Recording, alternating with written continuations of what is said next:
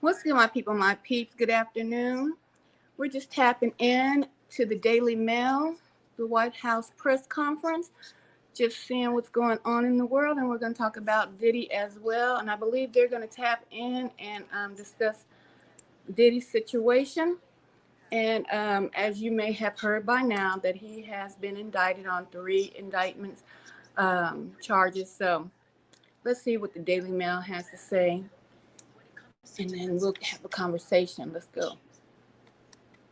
That there should be a conversation. There was a debate just last week, right? There should be a conversation and back and forth about that, a healthy conversation. And it's crucial that we do that. And the president has also said, when it comes to, violent rhetoric, we got to bring the temperature down. You heard that directly from this president. And it is not the time to tear Americans apart. We cannot do that or divide our country. The president and the vice president is always going to call that out. But they have been very clear, very forceful on condemning any form of political violence. So do the president and vice president believe that the kind of language that Trump used in those comments I just said are contributing to the tension and divisiveness you just talked about? It is, look, we're going to be really clear, we've always have been. It is important to bring down the temperature, to bring that temperature down of that political violent rhetoric. We've been very clear about that. And we believe, this president believes, let's not forget why he decided to run in 2020, was about that, was about making sure that we bring the country together. Tapping into the Daily Mail. And it was not about press dividing. Conference. And so we're going to continue to be talking about very, Diddy. very clear about that. We're going to continue to call that out. And they did. January 6th, the president and the vice president called that out. When Paul Pelosi was attacked because of political rhetoric, violent rhetoric. We called that out. And when the first incident happened a couple weeks ago at the Butler, after that aftermath, the president called that out as well. And so he's very consistent. He thinks both sides should be very clear about that. It's not just the president or the vice president. Every leader, national leader, or any leader in this country should be calling out political violence and bringing the country together, not dividing. Just to be clear, just to clarify, so you're saying that the president and vice president believe that former President Donald Trump should be toning down his rhetoric? So I'll say this. President Biden has been clear-eyed about the threat that the former president represents to our democracy. He's been clear-eyed about that. From his role, let's not forget, from his role of January 6th, where he refused to accept the outcomes of free and fair elections. Look what happened on that day. Some of you were there at the Capitol. Some of you have colleagues who were there at the Capitol, poured in and saw what happened. 2,000 angry people went there to try to overturn a free and fair election. And so it's not going to stop the president and the vice president to call out, to continue to strongly call out, when it comes to protecting our democracy. We have to be forceful about that. We have to be very clear. We can resolve our differences, right? Via talk at the ballot box, right? We can have differences in policies and issues. That is okay. It is important that we have differences there. But when it comes to political violence, we have to condemn it. Okay, John. A couple follow-ups. Is the White House, is the president concerned about additional escalation in the Middle East after this major incident with Hezbollah and Israel? I'm going to be super thoughtful about this. I'm not going to get into speculation from here. I'm just not going to go beyond the reports. Just going to be not going to get into hypotheticals here. Okay, I wasn't asking a hypothetical. I'm asking if the president is concerned about future escalation, which is something. When it comes to the Middle East, that is something that we have spoken to before. We are always obviously concerned about that. This particular incident, I don't want to get into speculate about it or get into hypotheticals about it. When we think about the conflict along the blue line between Israel and Hezbollah, it has gone on for way too long enough, and so it is in everyone's interest to resolve it quickly and diplomatically. So we continue to believe that there should be a diplomatic resolution to this, and so I will leave it there. And well, actually, I'll add This is why the ceasefire negotiation is so important. This is why the hostage deal is so important. This is why the president and his administration has been working around the clock, 24 hours to get that done. We believe the deal would help reduce tensions along the blue line, and that is one of the reasons that we believe diplomatic, obviously, efforts are critical and important at this time. As it relates to that incident, we've seen the reports. I just don't have anything to say beyond that. On the issue of political rhetoric, do you have any reaction to Senator Vance's We're tapping comments, into the Daily Mail, in which he noted and then we'll be talking about Diddy this afternoon. Republicans and Democrats You know, by now you should know that he's been indicted with 3 charges. Indictments, You know, federal. again, going to be mindful. So we're Obviously, going to he's tap in a and candidate. have a discussion about But this when as you well. are a national leader This is live from the Daily Mail. and you have a community that looks up to your leadership, and you have a job where you're supposed to New make photos people's here. lives They're better, old photos. I just where you're supposed jazzed to them do up. the thing that is right on behalf, not just the American people. I need to but on take some behalf new of this photos. country. People entrust in For real. you to do just that, and trust in you to make decisions A lot of work needs that's to going be to move to this develop country this platform. forward. As you enter the room, To please make hit it the the thumbs great up. country that it is. Let's get this algorithm. And when rolling. you have that type of language out there, it's dangerous. It's dangerous because people look up to that particular national leader, and they listen to you when you are a national leader. And when you make comments like that, all it does is create or opens an opportunity for people to listen to you and potentially take you very seriously. And so it's dangerous to have that type of rhetoric I out hope there. you guys having This a is great why this president, afternoon. this vice president has been very clear on condemning any type of political violence, political rhetoric. And that's why when the president called, the former president was really relieved that the president was safe. And the president has said, we need to tone that down. We need to tone it down. And it should have no place in our politics. It should have no place in our country. We should not be speaking that way. We should not be saying those things. It is already. We are living in a space right now where the political rhetoric is too high. The violent rhetoric is too high. And we saw what happened January 6th. We saw what happened sadly to Paul Pelosi. And we saw what happened at Butler, the aftermath of Butler, and over the weekend. And we gotta tone it down. We do. Just one more on the Lebanon situation. Just given that you and John Kirby from this podium have talked about so much that the one thing the U.S. would like to avoid is an escalation in the region. And we're talking about at least 9 people dead, thousands of people injured. I mean, can you give us a sense of whether there have been at least discussions here in the building about concerns that this could be the start of something new? Look, I've always said, and we've always said to your question, our Put my concern hearts of back up here. escalation in the Middle East, and we've talked about, I just went into Just showing love to one and how all, it's important not to just have me. those diplomatic conversations, and even talked about how enough is enough. As it relates to this particular report, obviously we've seen the report. I don't have more information.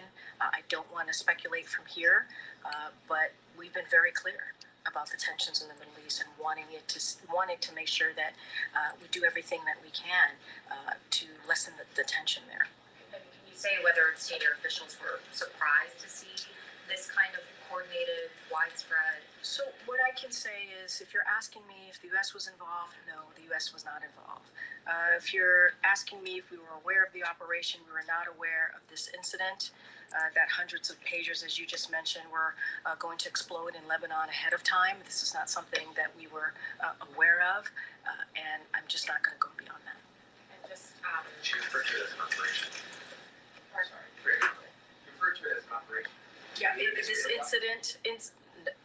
I don't have anything beyond the reports that are out there. I don't have anything beyond to share. What I can say is that we were not aware of this incident and of the hundreds of pagers that were going to explode in Lebanon ahead of time. That is not something that we were aware of. That's what I can confirm. Just in the context of what happened on Sunday with the former president, President Biden said in a radio interview this We morning, are tapped in. We are watching the everything's Daily threatening. News, Does he feel Daily Mail, absolutely excuse me, confident that he tapping is into safe? this Does White he feel House absolutely conference, confident and the we're vice going to be talking president about is safe Diddy when as they well. are out traveling? Keep it locked. Yes, he has full confidence in the Secret Service. He understands the difficulties of the job, the tireless work that the Secret Service, the men and women of Secret Service do every day. And he also says they need more resources to be able to, capabilities, resources to be able to do the job that they're doing. It's not just the president, it's not just the vice president, it's also former presidents and much more. And so that is why we continue to work on with Congress to get that done. So when he used the word Stop frightening, messing with he this was not doggone referring to laptop. anything related to his own safety, the vice president. I mean, tablet. I have not spoken to him specifically of what he meant. You're asking me about his own safety. What I can tell you is full confidence in the Secret Service. I think if you look at the political rhetoric more broadly, which the president has said needs to be, the temperature needs to go down. It needs to go down. You think about, January 6th again. What happened to Paul Pelosi? Salam, how you doing, like brown eyes? Over the weekend. Yeah, we need to How turn you it doing down. this afternoon? It is frightening for everyone, for Americans to see that. And so we need to. Before I have a discussion, we're just going to tap lower in those real types quick of- to that temperature, lower that this White House press conference place in brought to you politics. by the Daily Mail. And we're going to talk about Diddy. Hold on a second. Go ahead, Nancy. Thanks for your comment. Follow up on that because Senator Vance appeared to call out specifically one of the phrases that he used earlier, which was Renewal, welcome. Welcome. Oh, good. one candidate. All right, light brown eyes is new to the room. Of American democracy. Now, Yeah. Go ahead, clap.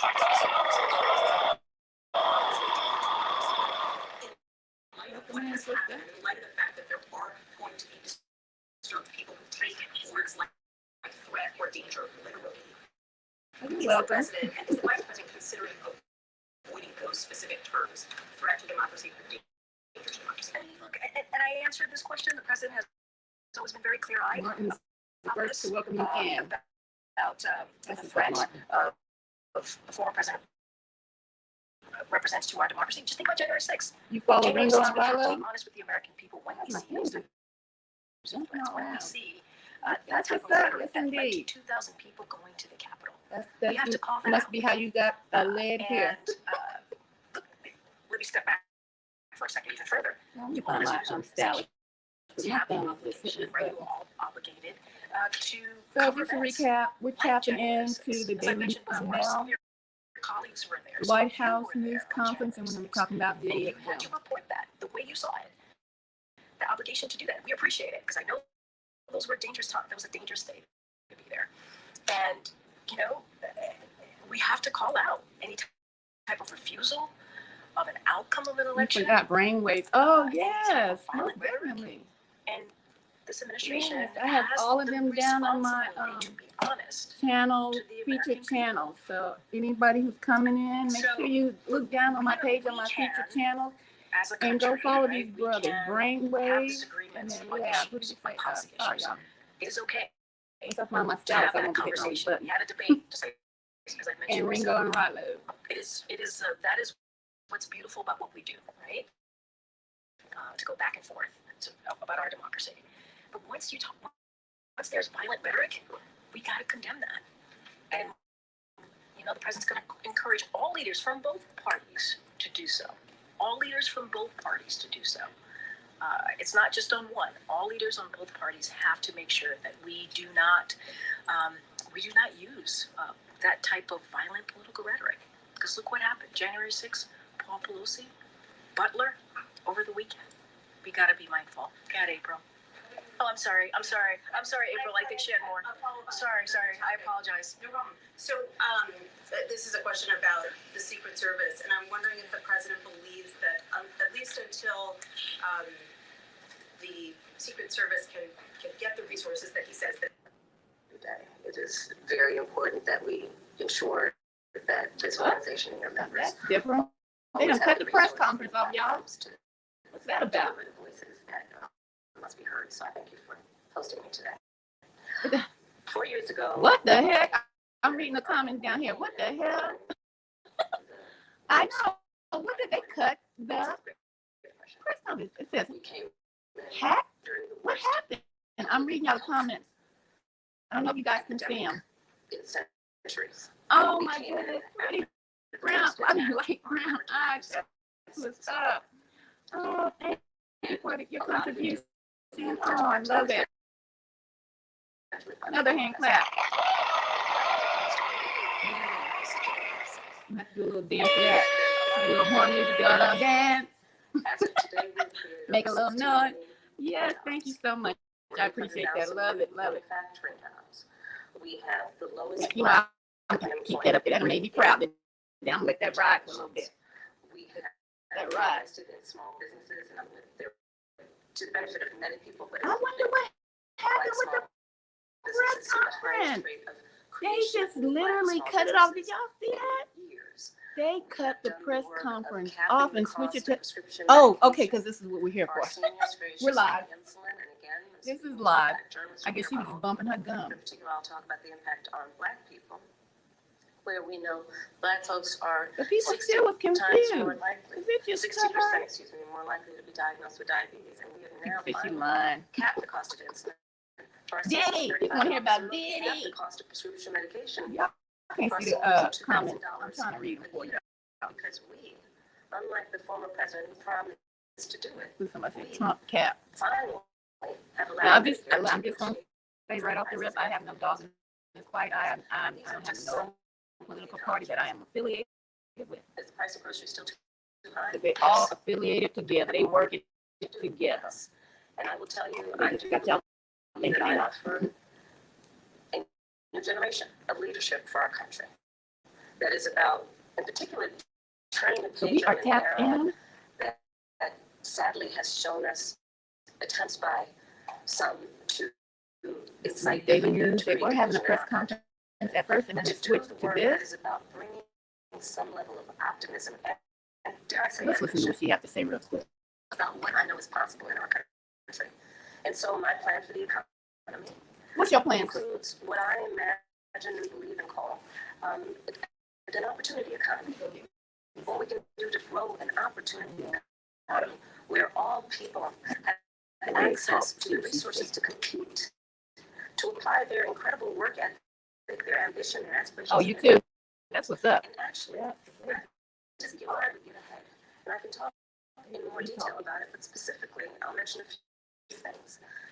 One of the issues that affects people right now in terms of the economy and their economic well-being is we have a shortage of housing supply. It's too expensive. People can't afford to buy a home. You know, we grew up in parents where they had the ability to somehow believe the American dream was attainable. Not so much for younger working people. And I recognize that. So my approach is a new approach, which is to say, let's just take this and deal with it head on. And part of my approach is to say, I'm going to employ and engage the private sector. I'm breaking up. Am I still breaking up? Can you hear me? Hold on, I'm housing, $3 I'm still million breaking in up. my first term, and understanding that not everybody is, handed a silver spoon, but works hard and is trying to save up for a down payment. Part of my plan under my opportunity economy is to give first-time home buyers a $25,000 down payment assistance, so they can. Girl, I don't. What is she talking about? That's a good question. What is she talking about? I have no idea. They just cut right into her. They cut the press conference off and cut into her. So I guess she's talking about what she can do for the My mother was hardworking. She raised me and my sister Maya. She saved up, and it was only by the time I was a teenager that she could afford to. Oh, I'm gonna have to take. She's boring me. I'm gonna have to take it off with her in a minute. And I know. I'm gonna talk about Diddy. I know where I come from.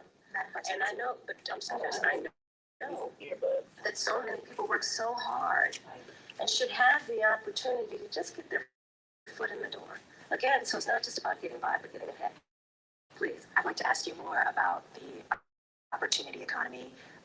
Housing is a part of it, as well as expanding the earned income tax credit, financial support, as you mentioned, for first-time buyers, and $50,000 tax deduction for startups and small businesses. But I want to talk to you about the squeeze that millions of Americans are also dealing with that impacts their ability to work and make money, and that is childcare and elder care. And it's a squeeze for millions of people. In some parts of the country, it costs more for childcare than for rents. I think Bloomberg recently reported an average of $33,000. It don't make no sense to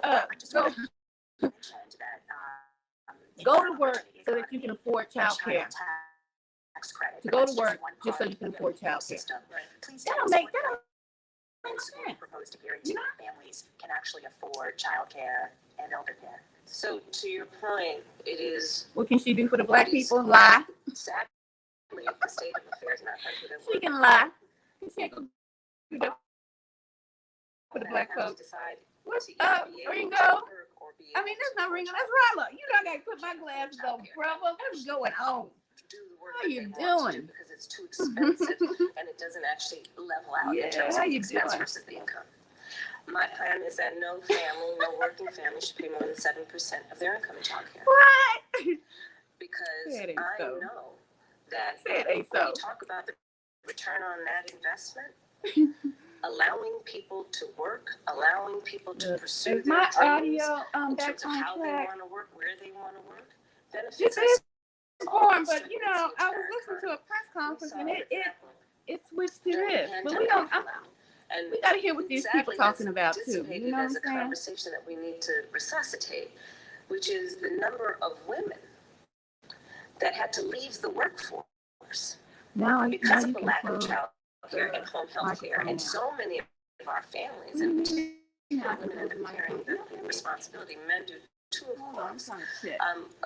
What we call people who are in the sandwich generation. Exactly. Who have young children and are also taking care of their parents. And it is just absolutely too expensive for them to be able to work and do that. So my plan is not only about 7% of income for working people for childcare, but also we need to do better for our childcare providers and our home healthcare providers in terms of ensuring that they receive we the might wages have to come that back they to this. deserve based on the dignity of their work. I have spent time with home healthcare providers, and their work is some of the most taxing work you can imagine. And I actually, when my mother was sick with cancer, did a lot in terms of taking care of her. I can hear And the work that is about taking care of a loved one, in particular an elder, is extraordinarily heavy in terms of the emotional toll, the time it takes, and we do it because that is what we do. But not everyone has the ability to take time from work to do it, and they need help. And we need to make sure we have home health care workers that can help them. But I want to also get back to the earlier point that you made about extending the child tax credit. So part of my new approach is we need to expand the child tax credit. Okay. And so part of my plan that is under an opportunity economy. Oh gosh, I don't see who is following this race. I can't see how y'all doing it. So this woman put me to sleep right now. I'm going. This woman's going. Which is an extraordinarily important time in their development. Have the resources to be able to buy a crib, buy a car seat, buy children's clothing, and not have to worry about whether they're going to be able to meet their other needs. And that's your president. I don't need to remind anybody, especially these esteemed journalists, but when we expanded the child tax credit a couple of years ago, we reduced black child poverty by half. And so, you can hear me a little bit. I got closer to the dog on the phone, so hopefully you can hear me. Let me see. It strengthens our economy to do things like pay attention to affordable child care, affordable home health care. I know. She is draining. My energy is draining. Yes, indeed. I'm going to have to get off of her. Let's go hear about these indictments. Diddy done got himself into Lord. I mean, literally, I feel drained from this woman. So let me close the camera down real quick while I switch off. Yeah. Therefore, the economy. What is Add them to your part. You can see all of them. Turn They this down. Okay, so let me get pull up. By now, y'all guys should know that Diddy has been indicted and all that jazz. But some of you may not know. So we're gonna go into this press conference. Now, I thought they were getting ready to talk some more about it on the press conference that we were on before they cut it to Kamala. Her born stuff. She can drain my doggone energy. You on Bluetooth? You know what? I don't know. But I'm using my hotspot because I'm using.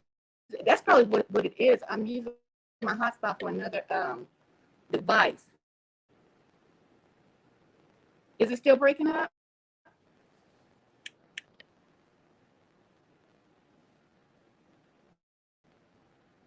It does sound kind of staticky. Oh, the devil don't want me to be great.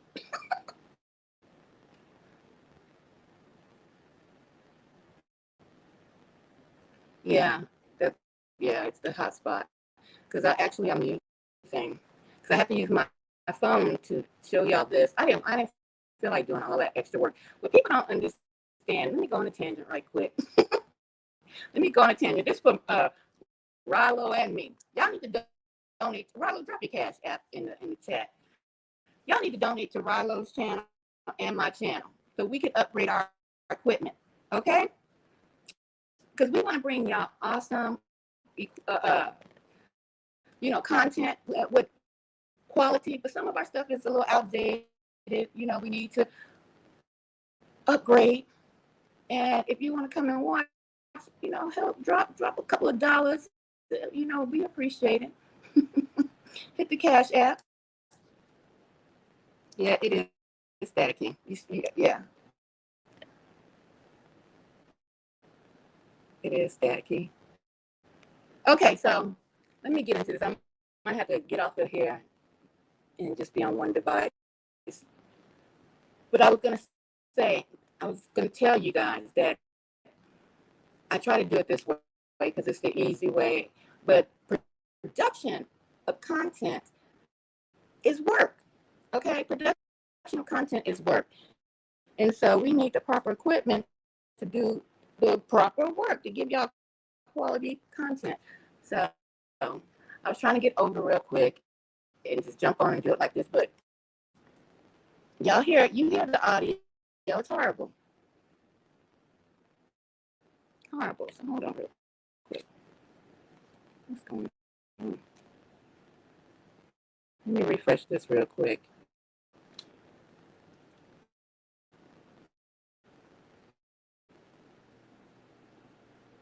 What?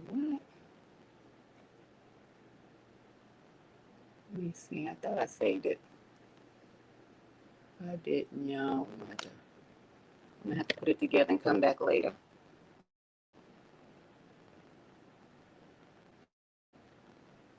Am I putting you to sleep?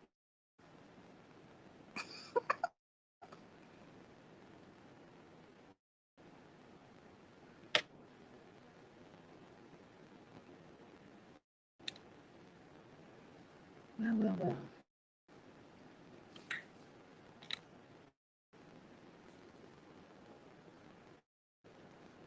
That's crazy. Oh, it's always gonna be some doggone technical difficulties when you try to do something quick and fast.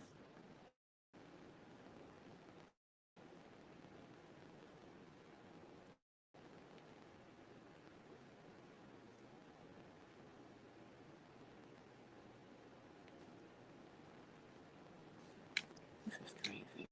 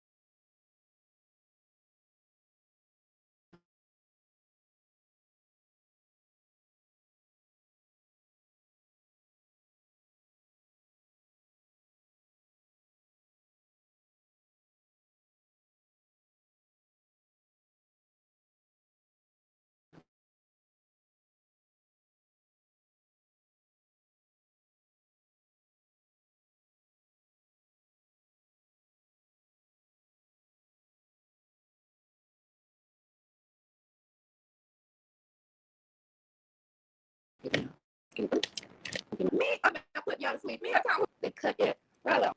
Hey, let me put this up here.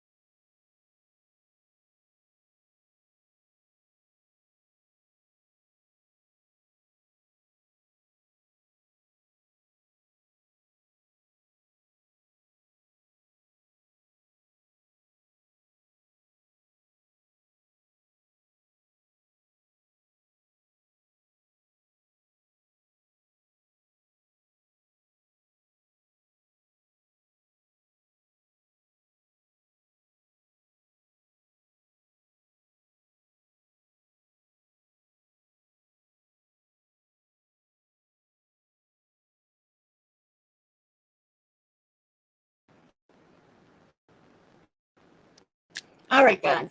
Yeah. Let me get off this hot spot because it is obviously draining the life out of this battery, and it's not working good. I will be back shortly, and I appreciate the cash app that I got.